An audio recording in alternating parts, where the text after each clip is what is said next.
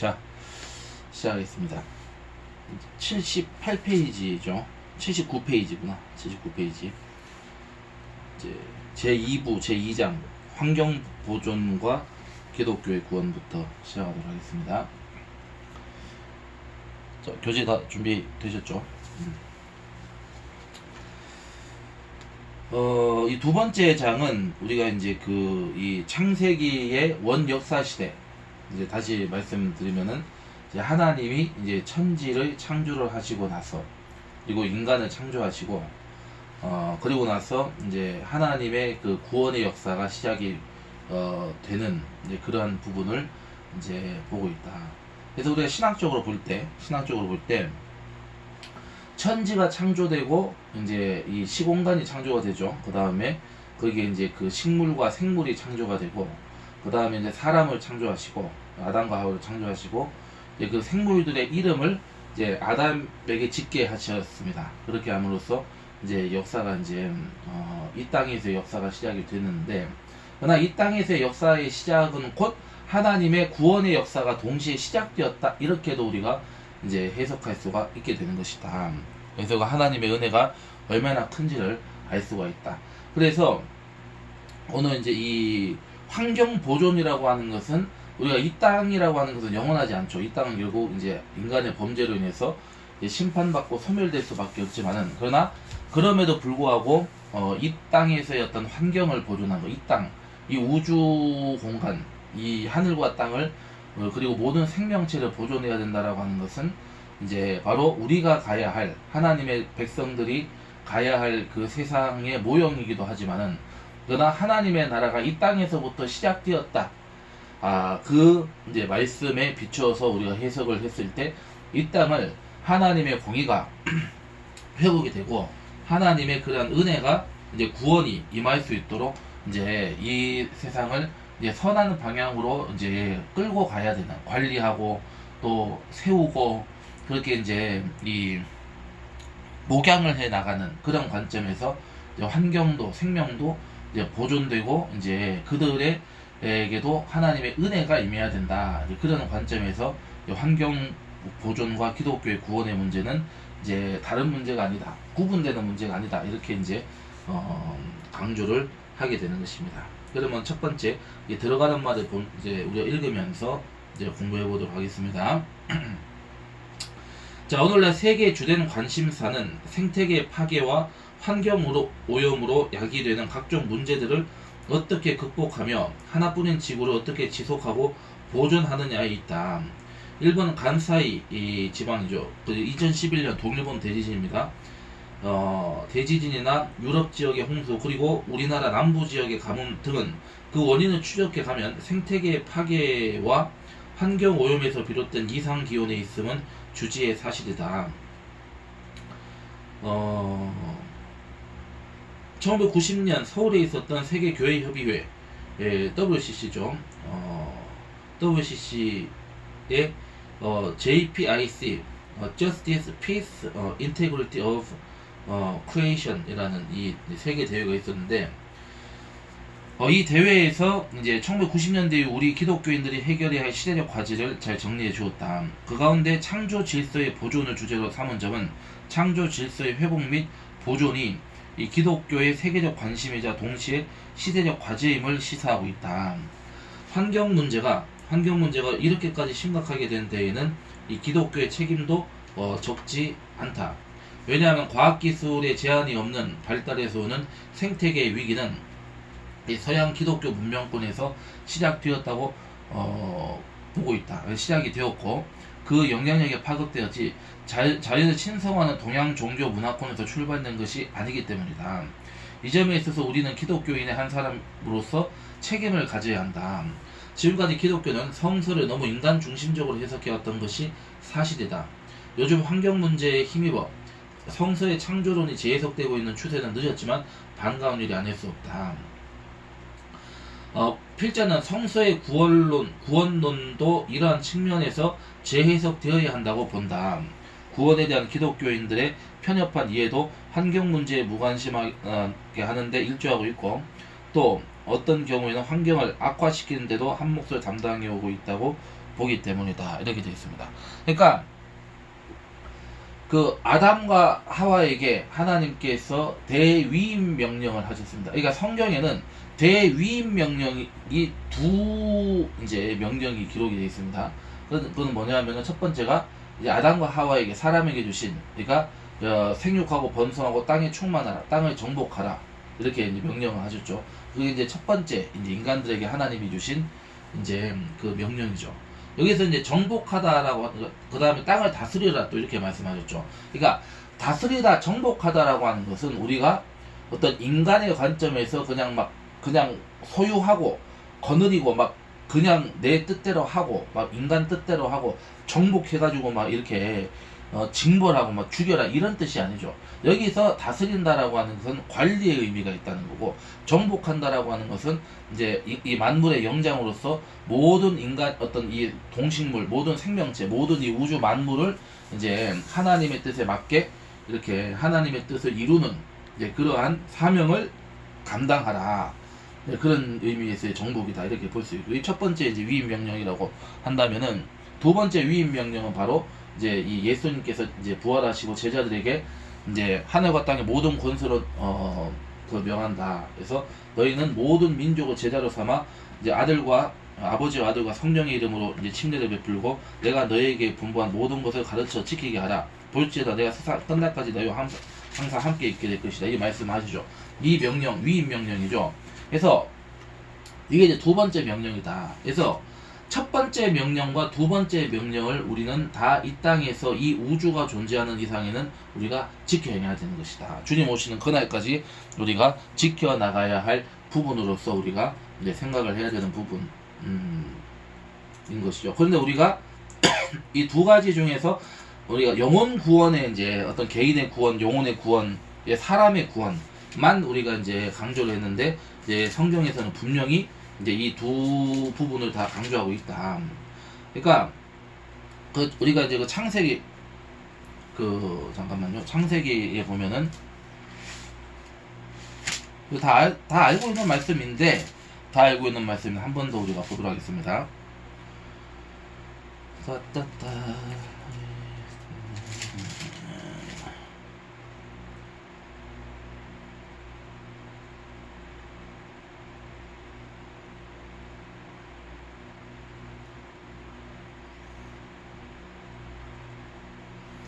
자, 창세기 1장 28절을 보겠습니다. 28절을 다같이 우리가 합독하겠습니다. 시작. 하나님이 그들에게 복을 주시며 하나님이 그들에게 이르시되 생육하고 번성하여 땅에 충만하라. 땅을 정복하라. 바다의 물고기와 하늘의 새와 땅에 움직이는 모든 생물을 다스리라 하시니라. 이렇게 말씀하셨죠. 그래서 이제 그들에게, 그러니까 이제 사람을 얘기하죠. 아담과 하와에게 말씀하시죠. 아담과 하와에게 복을 주시며, 여기서 복이라고 하는 것은 하나님이 먼저 복을 주셨다. 그러니까 우리는 이 복받은 존재다, 이걸 얘기하는 거예요. 복을 주시며 하나님이 그들에게 이르시되 이제 복을 줬다. 이 복이라고 하는 것은 뭘 얘기할까요? 이 복이라고 하는 것은 여러 가지 의미가 있겠죠. 여러 가지 의미가 있지만은 사실은 여기서 복이라고 하는 것은 어떻게 해석해야 되냐, 바로 그들에게 생명을 주셨다, 그들에게 하나님을 주셨다, 그들에게 구원자를 주셨다. 이 의미가 사실 여기에 예언적으로 담겨있는 그런 개념으로 봐야 되는 거예요. 그래서 먼저 복을 주고 그 다음에 명령을 주셨다. 그러니까 하나님께 우리가 복 달라고 막 이렇게 막 복 달라고 막 잘되게 해달라고 막 부자 되게 해달라고 막 건강하게 해달라고, 여기서 막 그냥 무병장수하고 그냥 막 아주 화려하게 살게 해달라고 만 기도할 것이 아니라, 그 다음에 하나님 복을 주고 뭐라 했다? 그들에게 이르시되, 이게 사명을 명령을 주신 거죠. 이제 미션을 주신 거죠. 그게 바로 뭐예요? 응? 생육하고 번성을 해라. 생육한다는 건 뭐예요? 그래서 이제 그 생명을 잉태하고 자라게 하고, 번성해서 이제 자손을 이제 그 식에서 퍼뜨리고 이제 번성해가지고 땅에 충만하라. 이 온 땅에 이제 사람이 이제 가득하게 해라. 그러니까 하나님의 그 생명을 이제 나누고 그 생명이 자라게 해라. 그리고 그 생명이 많아지게 이제 남겨라. 이렇게 얘기를 하는 거죠. 자, 그 다음에 바다의 물고기, 하늘에서 땅에 움직이는 모든 생물, 모든 이제 살아있는 것들을 다스려라. 이렇게 되는 거죠. 그래서 정복하라, 충만하라, 정복하라, 다스려라. 이 세 가지가 지금 이제 키포인트가 되는데, 첫 번째 이제 그 충만하다는 것은 채워라 이 얘기죠. 채워라. 충만하든 채우라. 이걸 얘기하는 거죠.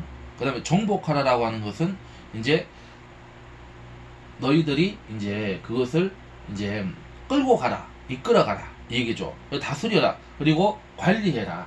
이 하나님의 뜻에 맞게 이 세 가지를 하라, 이 말씀을 주셨죠.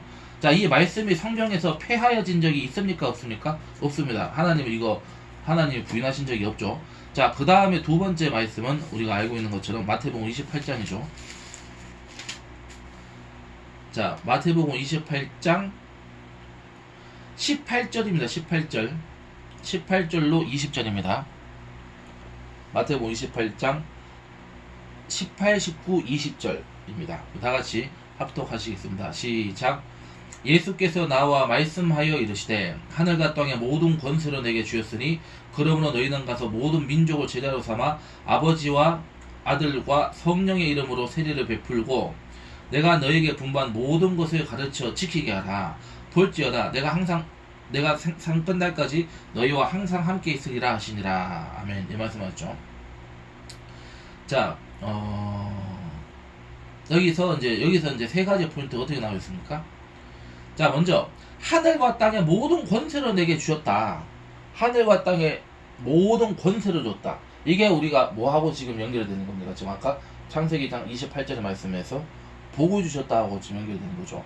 이거 한번 연결을 한번 지어보죠. 자, 그 다음에 첫 번째가 뭐예요? 삼아라. 무엇으로 삼아라? 예수 그리스도의 제자로 삼아라 얘기입니다. 이 제자라는 말은 디사이플이라는 말이죠. 디사이플이라고 하는 것은 노예를 의미합니다. 노예. 완전히 이게 모든 주권과 생사 여탈권을 이 주인에게 이제 그 바치고 이 노예가 되는 걸 돌려드린 거죠. 그래서 노예 상태, 완전히 그 메인 상태, 메인자, 완전히 그게 소속된 자라는 말이 제자라고 하는 말이고, 이제 그 예수 그리스도의 제자가 되어야 된다 얘기죠. 그래서 아버지와 이름과 성령으로 뭐를 해라? 세례를 베풀어라. 세례를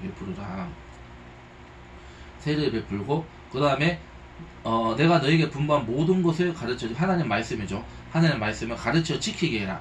그래서 가르쳐서 지켜서 살게 해라. 이렇게 이제 하는 거죠. 이게 우리가 아까 창세기 1장 그 8절의 말씀, 그 28절의 말씀하고 이게 연결되어 있다는 것을 우리가 생각을 해야 된다. 그렇기 때문에 우리는 이 말씀에 사실은 포커스가 맞춰져 있었는데, 사실은 우리가 이 말씀을 통해서 어디까지 나아가야 된다? 바로 이제 이 창세기 1장 28절로 가야 된다. 왜? 하나님은 모든 것을 회복하는 하나님이시기 때문에 우리가 그 모든 것을 이제 회복시켜야 된다 이 얘기죠. 자, 그래서 우리가 이제 이 책으로 교재로 돌아와서 이제 80페이지 두 번째 부분입니다. 자, 성서의 구조를 보면은 이제 이 사실이 이제 잘 나타나 있다. 자, 성서의 구조에는 이제 낙원, 그 다음에 이 실낙원, 낙원을 잃어버린 상태, 그리고 복낙원, 낙원이 회복된 그런 그 이 구조로 되어 있다 이렇게 보시면 되는 것입니다. 자, 성서가 가르치고 있는 인간 구원에 대하여 알아보기 위해서 먼저 성서 안으로 들어가 보자. 성서 전체를 구조적으로 본다면은 성서의 맨 처음 두 장인 창세기 1장과 2장은 인류의 낙원에 대하여, 창세기 3장부터 구약 전체에 걸쳐서, 그리고 신약의 요한계시록이죠. 요한계시록 20장까지는 그 낙원을 잃어버려 가시덤불과 엉겅퀴가 널려 있는 세상이 되어버린 실낙원, 이게 낙원이 없어져 버린 그런 세상, 죽음의 세상, 죄악의 세상, 이제 그런 거죠. 실낙원에서의 삶을 이제 얘기하고 있고, 그리고 성서의 마지막 두 장인 요한계시록 21장, 22장은 회복된 낙원에서 복낙원을 이제 묘사하고 있다. 자, 낙원에서는 하나님의 창조 질서가 보존되었다. 그러나 인간들은 그들을 창조하신 하나님께 불순종하여 그 낙원에서 추방당한다. 인간들은 낙원 밖에서 살게 된 것이다.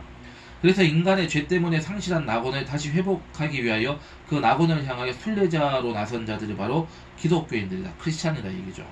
그들은 낙원으로 가는 도상에 서 있는 신앙의 순례자들인 것이다. 그 낙원에서의 삶이 바로 구원의 원형이다. 이렇게 되어 있습니다. 자, 우리가 로마서를 한번 가보겠습니다. 로마서. 자,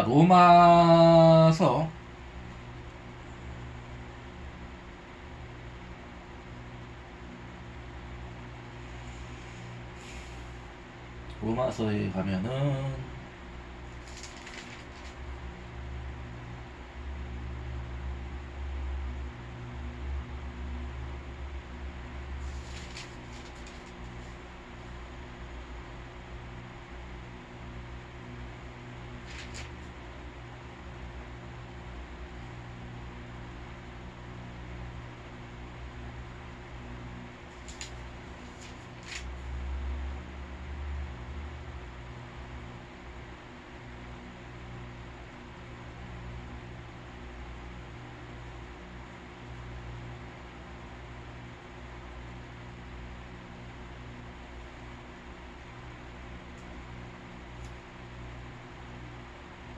여기 부분이 잠깐만.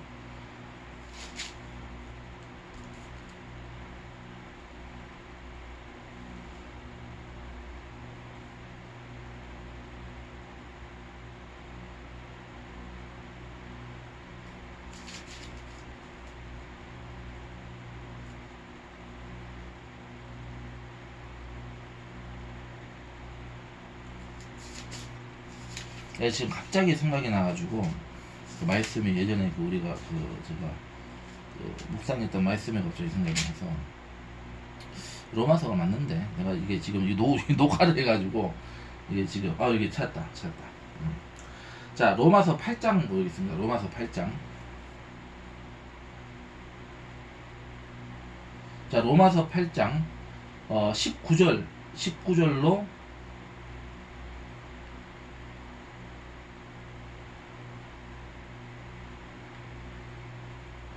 19절로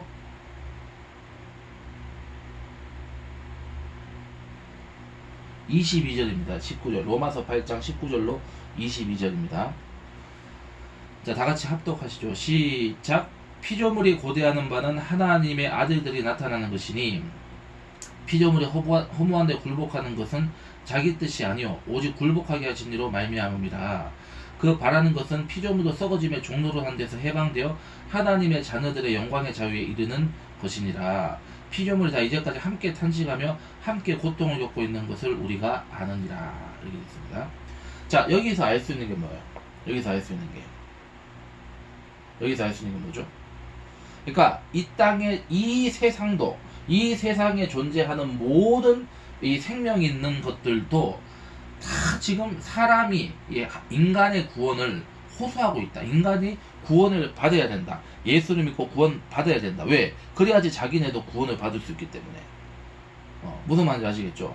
그렇기 때문에 우리가 이 인간과 생명과 이 모든 우주 만물과 이 시공간, 이 물질과 모든 이 하늘과 땅의 모든 것이 다 이게 연결되어 있다는 거야. 영과 육과 혼이 연결되어 있는 것처럼 모든 게 연결되어 있다. 그러므로 인간의 구원이라고 하는 것은 뭐하고 연결되어 있다? 결국 이 우주 만물의 구원과도 연결이 되어 있다. 그렇기 때문에 우리가 그 성령의 불을 받는다. 막 성령을 우리가 이제 중생한다라고 하는 것은 이게 이제 두 가지 의미가 있는 겁니다. 리프트, 옮긴다. 그러니까 사망에서 생명으로 옮긴다. 죄와 사망의 법에서 생명과 성령의 법으로서 너희를 해방시켰다. 이 로마서에서 말씀하고 있는 거잖아요. 그 다음에 우리가 또 두 가지 의미가 있다고. 두 번째는 뭐냐면은 옮긴다는 의미가 있고, 두 번째는 소멸시킨다는 거예요. 죄를 소멸하시는 거. 죄를 완전히 하나님께서 없애버리신다는 걸 얘기하는 거예요. 그러니까 완전히 이 세상을 없어져가지고 불로써 없애가. 그래서 하나님이 처음에 심판을 뭘로 했습니까? 인류에게 물로 심판을 하셨죠. 근데 거기서 이제 그 물로 심판하지 않겠다. 다시는 물로 심판하지 않겠다. 그럼 물로 심판하신다. 불로 심판하신다. 그래서 불이라고 하는 것은 정화의 의미가 있다. 성결케 하는 의미가 있는 것이다. 그래서 옮겨지고 완전히 이게 이제 정화가 돼가지고 깨끗하게 정화돼가지고 이제 모든 백성이 하나님의 구원을 받는다라고 했는데, 근데 우리가 여기서 가만히 보면은 이 세상이 불로 소멸된다. 그러면 세상이 끝나는 거예요. 그럼 인간은 어떻게? 인간은 이 어떻게 살죠?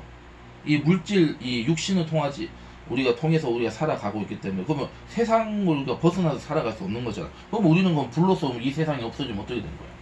어떻게 살죠? 그래서 우리가 요한계시록에서 새 하늘과 새 땅과 새 예루살렘, 하나님이 완성하신 죄가 없는, 다시는 이제 하나님의 심판이 없는, 이 인간이 이제 지옥으로 가지 않아도 되는 그러한 이제 그 상태, 그러한 그 하나님의 그 나라로 인도해 주신다. 그러한 우리가 거기에서 우리가 하나님의 거룩한 도성으로서 우리가 살아가게 될 것이다. 그걸 얘기하고 있는 거죠. 그래서 두 가지 의미가 이렇게 하나님께서 이제 완성시켜 주시고 이루어져, 누구를 통해서? 바로 예수 그리스도를 통해서 그것을 이루어 주셨다라고 하는 것을 우리는 믿어야 되는 것이다. 얘기죠. 그걸 지금 여기서 강조하고 있다. 얘기입니다. 자, 그래서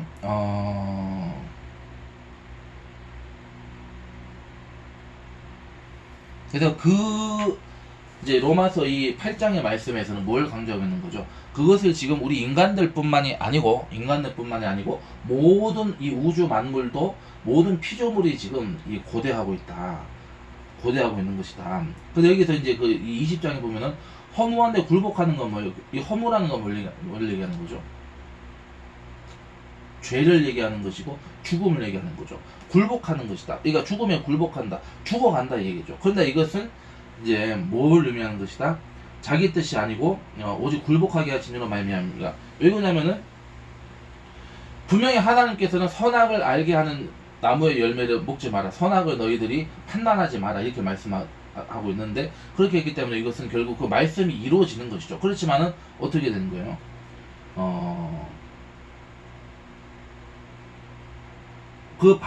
그러나 그 바라는 건 뭐예요?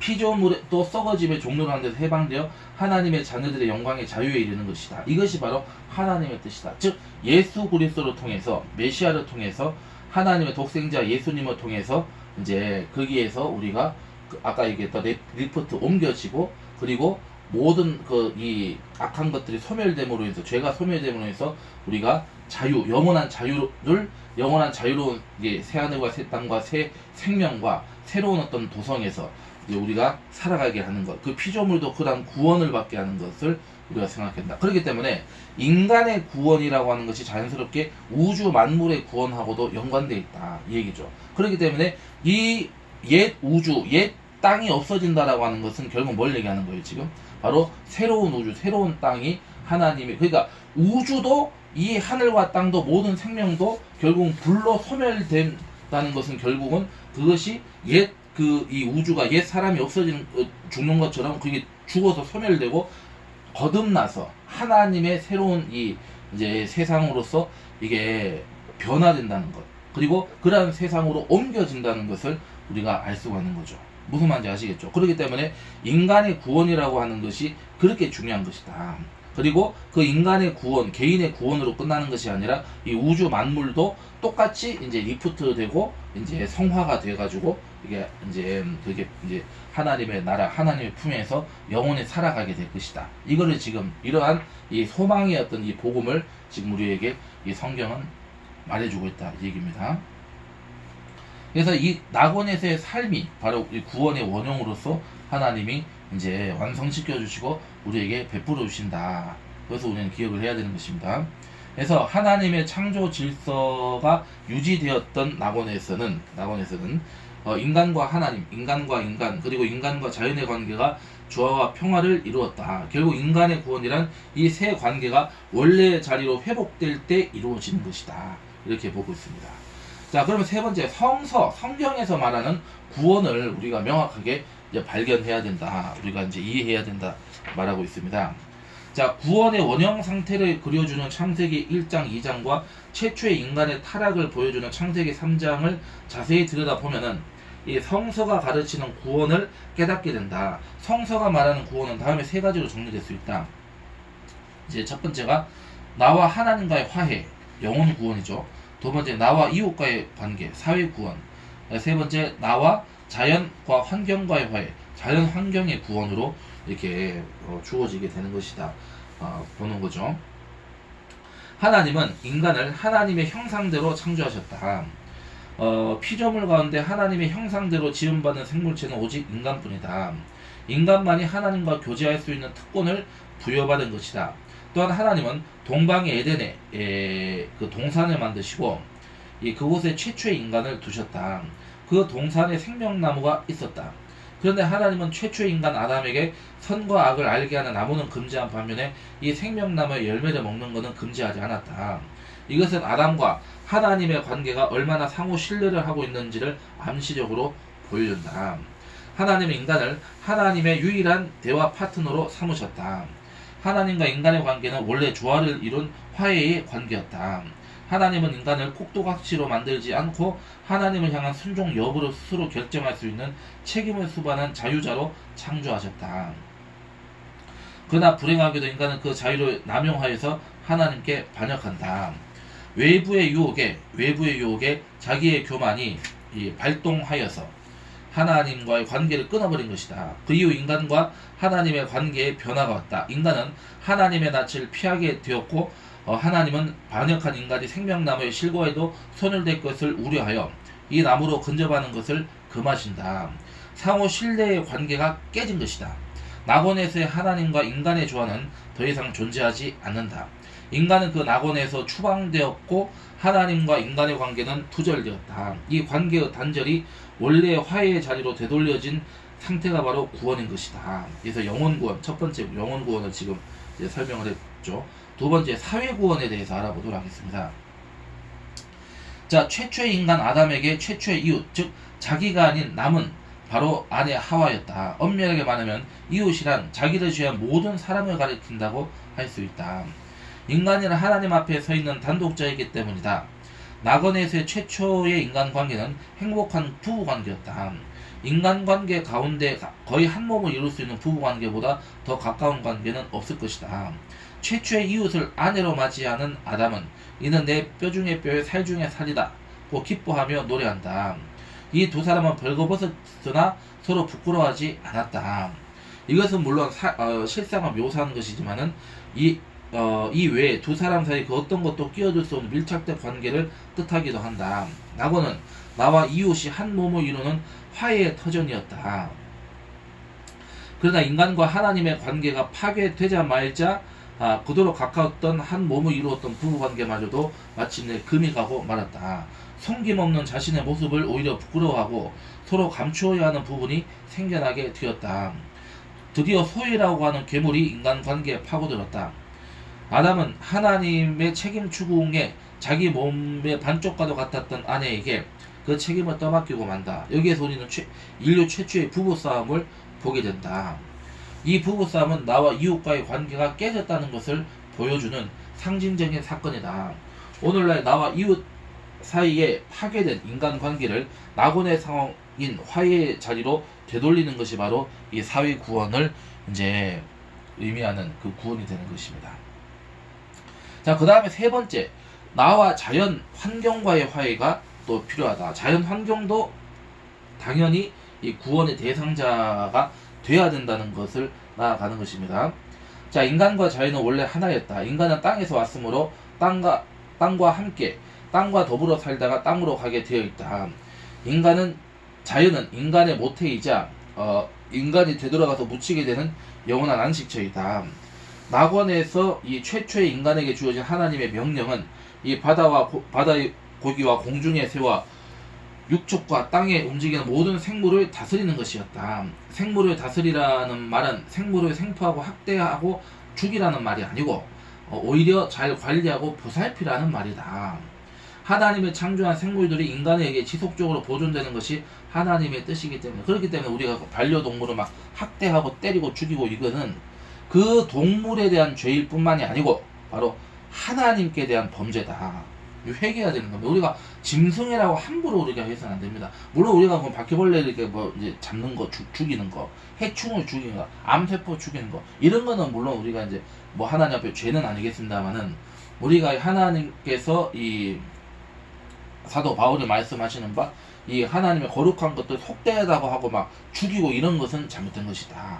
그래서 우리가 분별해 가지고 우리가 해도 되는 것, 하나님이 허용하시는 것.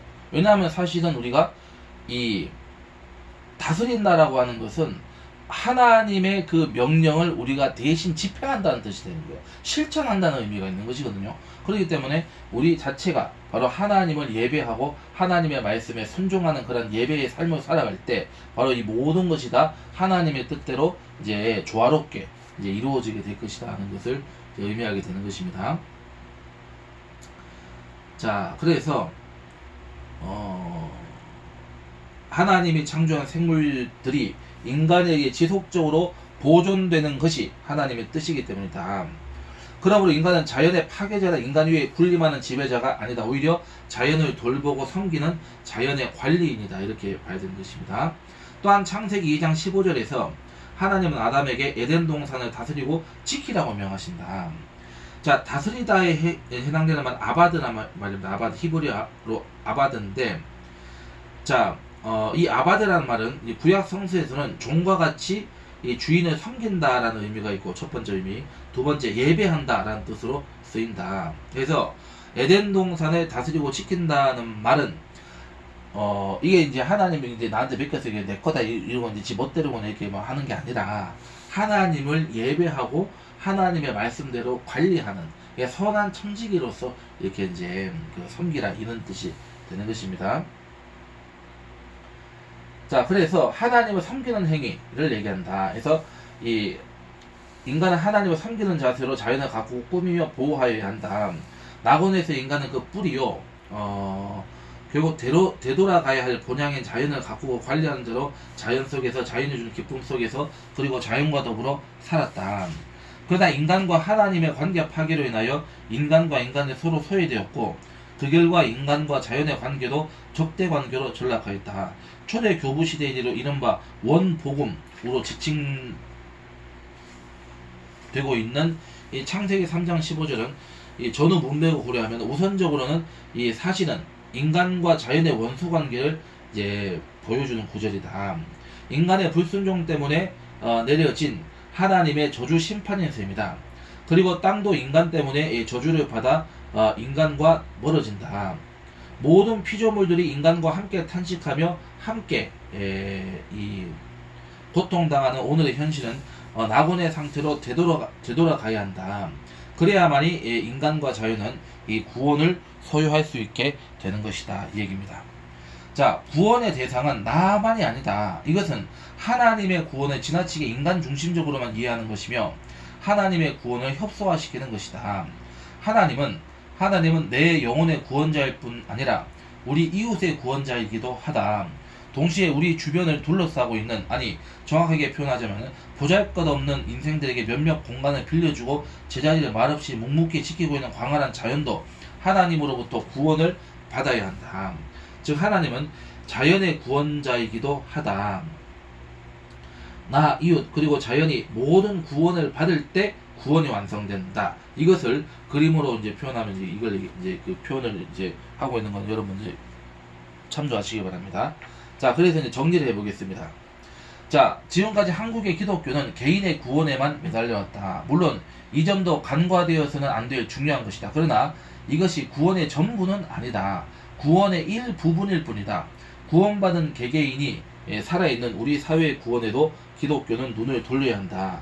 동시에 개인과 사회를 품고 있는 자연 환경의 구원에도 이 기독교는 눈을 떠야 한다.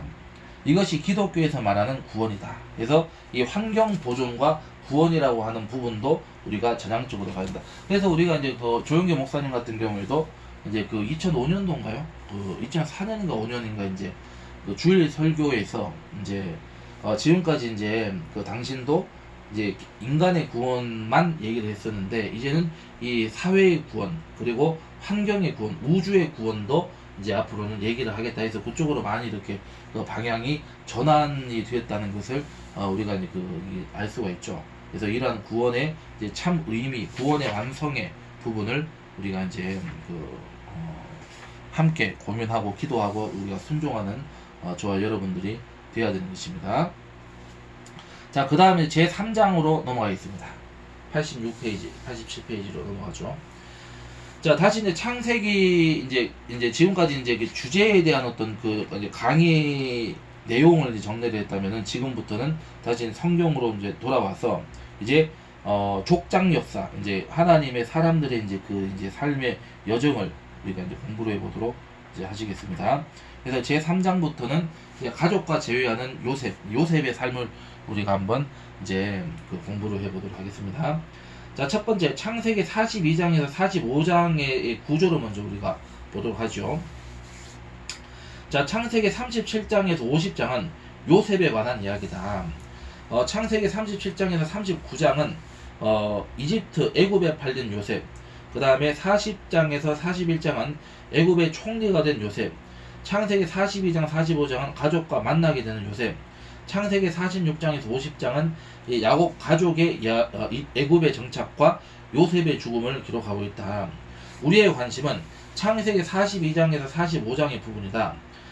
창세기 42장은 요셉 형제들의 첫 번째 애굽 여행, 창세기 43장은 요셉 형제들의 두 번째 이집트 여행, 44장 요셉 형제들에 대한 마지막 시험, 45장은 자신의 정체를 드러내는 요셉에 관하여 묘사된다.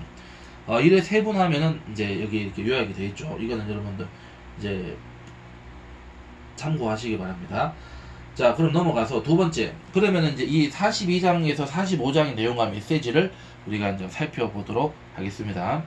왜 그러냐면은 이 요셉과 형제들의 만남, 재회, 다시 만남과 화해가 바로 하나님과 예수님과 인간의 이제 하나님의 자녀들과의 화해를 예표적으로 보여주고 있기 때문에 그런 것이다, 이렇게 보시면 되겠죠. 자, 첫 번째 요셉 형제들의 첫 번째 이집트 여행을 보도록 하겠습니다. 자, 창세기 42장 1절로 5절의 내용이죠. 창세기 42장은 온 세계의 기근이 휩쓸었던 때를 배경으로 하고 있다. 각국 백성도 양식을 사려고 애굽으로 들어와 요셉에게 이르렀으니 기근이 온 세상에 심함이었더라. 당시 가나안 전역에 이르는 기근이 일어나는 것은 보기 드문 일이 아니었고, 그때마다 곡창지대였던 이집트로 도움의 발길을 돌리는 것은 흔히 볼 수 있는 현상이었다. 야곱은 어찌할 바를 몰라 서로 얼굴만 쳐다보고 있는 아들들에게 이집트로 가서 이 곡식을 사오도록 명령한다. 그런데 야곱은 요셉의 형들 10명만을 보낸다. 요셉의 동생인 베냐민은 위험한 여행길에서 제외된다. 베냐민은 아버지 야곱이 총리하는 아들이었던 것으로 보인다. 베냐민은 야곱이 특별히 사랑했던 라헬의 마지막 남은 아들이었다. 라헬의 첫째 아들 요셉이 이 짐승에게 잡아먹힌 것으로 알고 있는 야곱으로서는 베냐민마저 잃어버릴 수는 없다고 생각했는지 모른다. 이는 앞으로 전개되는 이야기에서 베냐민의 중요한 역할을 맡게 될 것을 암시한다, 이렇게 되고 있습니다. 왜 그러냐면은 이 베냐민을 왜 강조하게 되냐면은 우리가 이제 쉽게 얘기해서 우리가 이제 이제 이 부분을 얘기를 하고 제가 이제 사전 설명을 좀 해야 될 것 같은데, 이 성경이라고 하는 것은 우리가 지금처럼 우리가 어떤 이 책이 있어가지고 이 책을 이제 저자가 이렇게 이제 딱 이제 그 초안을 써 이제 그 초본을 쓰고 그것을 이제 이렇게 뭐 이제 내용의 어떤 부분을 다시 이렇게 이제 두 번째 다시 이제 수정해서 두 번째 재집필을 해가지고 그 다음에 맞춤법 교정을 하고 이렇게 해가지고 해서 이렇게 어떤 책을 이렇게 만들어내는 것이 우리가 지금 이제 이 시대에서의 어떤 책의 어떤 개념이라고 한다면, 문헌의 개념이라고 한다면은 이 당시에 우리가 이제 성경이 쓰여졌을 때, 성경이 완성되었을 때는 그렇지 않았다는 겁니다. 그러니까 이 당시에는 성경이라고 하는 것은 이제 기본적으로 하나님의 말씀이죠. 그리고 말씀에 대한 인간의 어떤 기록이 합쳐져 가지고 성경이 된 건데, 이것이 여러 형태로 이게 이제 쓰여졌다는 거예요. 받아쓰기라고 하기는 거지만 거의 받아쓰기 같은 그런 원리를 따라서 이 사람이 이렇게 쓰고 저 사람이 저렇게 쓰고 이렇게 여러 가지 이게 이제 그 성경이 이제 쓰여졌단 말이죠. 근데 그것을 하나로 모아가지고 이제 어떤 것이 하나님의 그 말씀에 맞는지 아닌지 이걸 분리해가지고 이게 그걸 이제 추려내는 거죠. 추려내는 과정을 거쳐서 우리가 이제 암니아 회의에서 그 교회 회의에서 구약의 39권이 완성이 되고, 그 다음에 이제 카르타고 회의에서 신약의 27권이 이제 확정이 되었다. 이것까지 우리가 알고 있는데, 그 성경이라고 하는 그 우리가 구약의 성경, 신약의 성경이라고 하는 것도 사실은 그 무수하게 많이 쓰고 또 이게 수정되고 쓰고 수정되는 과정이 있었다라고 하는 거예요. 그럼 우리가 구약이라고 하는 거는 구약이라고 하는 것은 우리가 적어도 이 구약 성서 시대에 우리가 이제 이 솔로몬 시대부터 시작해가지고 우리가 이제 예루살렘을 이제 다시 돌아오는 그 귀한 시대, 고레스 칙령의 시대까지 그 100년에 가까운 시간 동안에 이 구약의 성서가 완성되고 또 편집되고 완성되고 편집되고 이렇게 그 과정을 거쳤다라고 하는 거예요.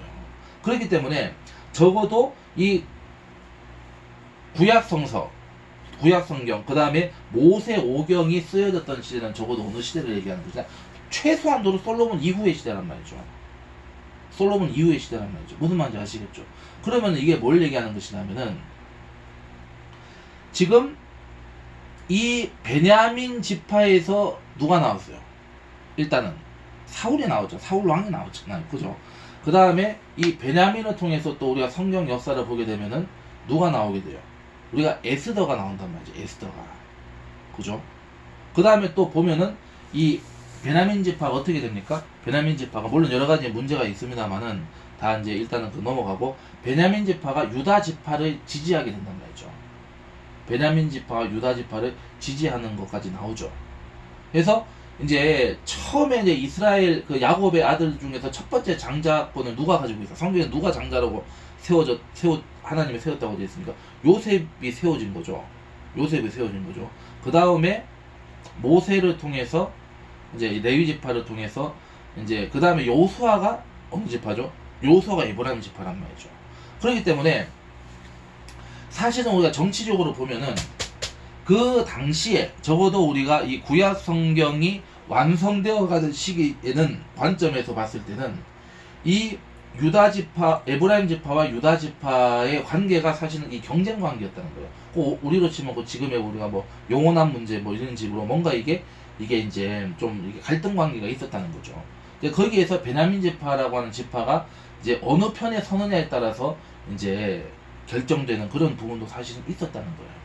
그렇기 때문에 베냐민 지파는 우리가 이제 영적으로 신앙적으로 보나 우리가 정치적으로 역사적으로 보나 사실은 이 베냐민 지파가 굉장히 중요한 그런 위치를 가질 수밖에 없는 위치였다는 거예요. 그리고 나중에 이게 신약 시대에 가서는 사실은 또 이게 사도 바울이 베냐민 지파 사람이잖아요. 그러니까 굉장히 이 이스라엘 역사에 있어서 베냐민 지파라는 존재는 굉장히 이게 하나님 앞에 이제 어떤 의미에서 순종하는 그리고 하나님을 위해서 싸우는 그런 역할을 많이 수행했던 지파였다는 것. 그리고 거기에서 그런 인물들이 많이 나왔다는 걸 알 수 있다는 거죠. 물론 이제 사울왕이라고 하는 그런 이제 좀 가슴 아픈 얘기도 있긴 하지만은 근데 대충 그렇게 우리가 이제 정리할 수 있다. 그렇기 때문에 이 베냐민이라는 존재를 굉장히 구약 성서에서 강조하는 것은 바로 이와 같은 이스라엘 역사의 어떤 그런 맥락하고 이게 무관하지 않다는 것을 우리가 사실은 생각할 수 있다는 것이죠.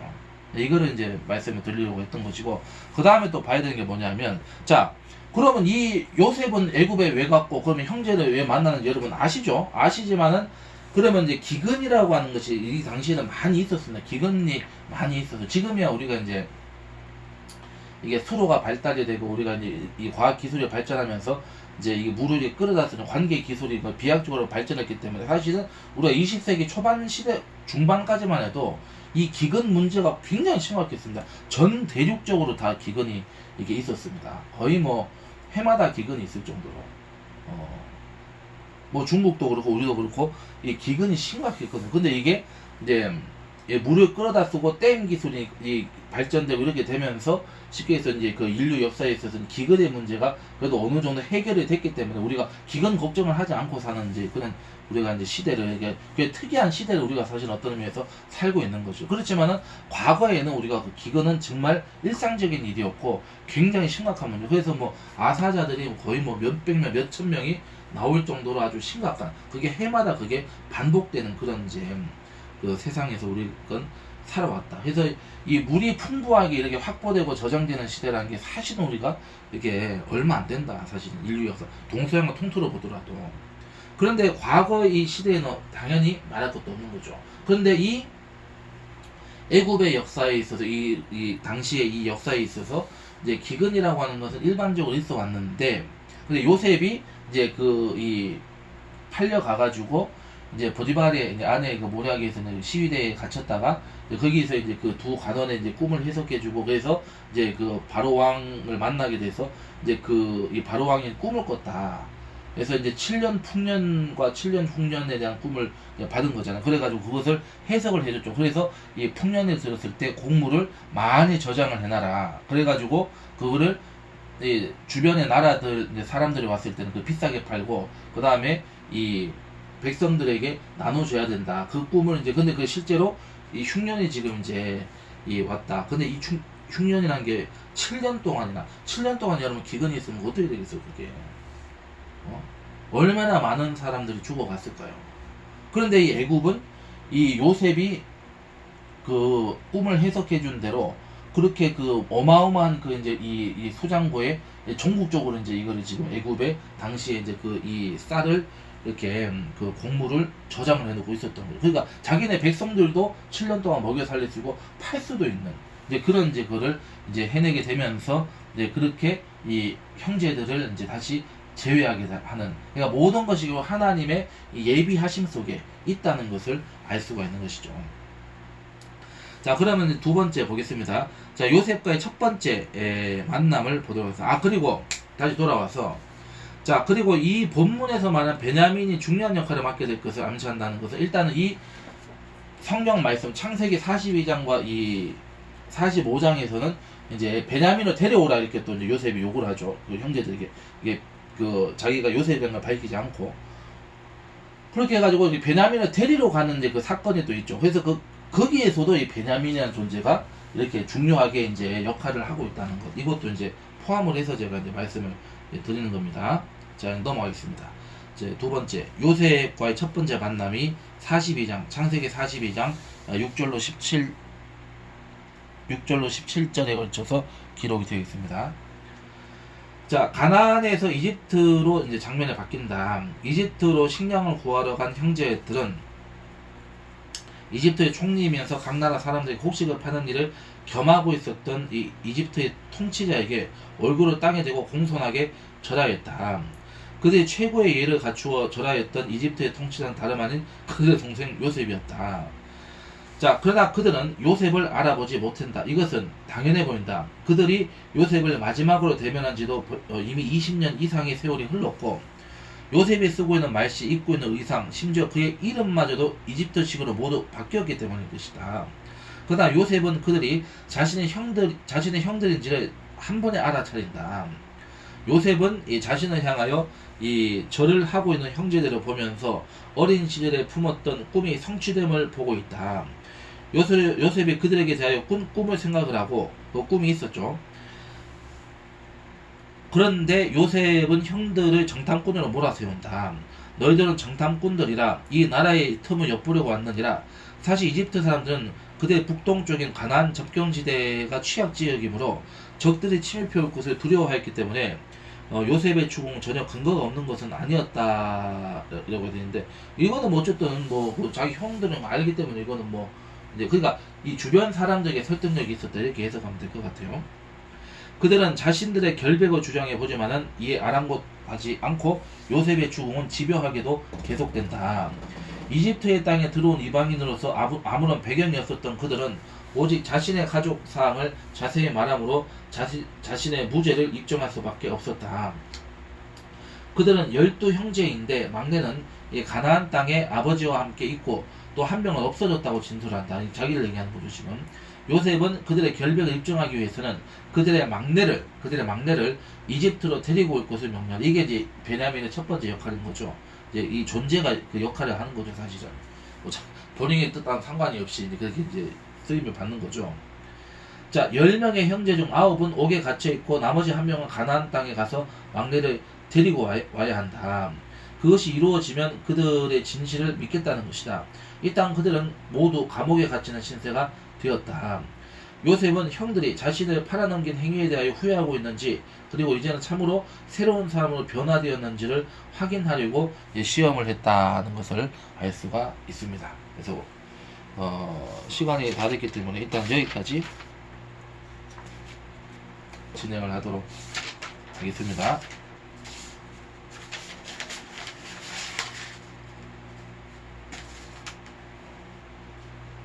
갑니다.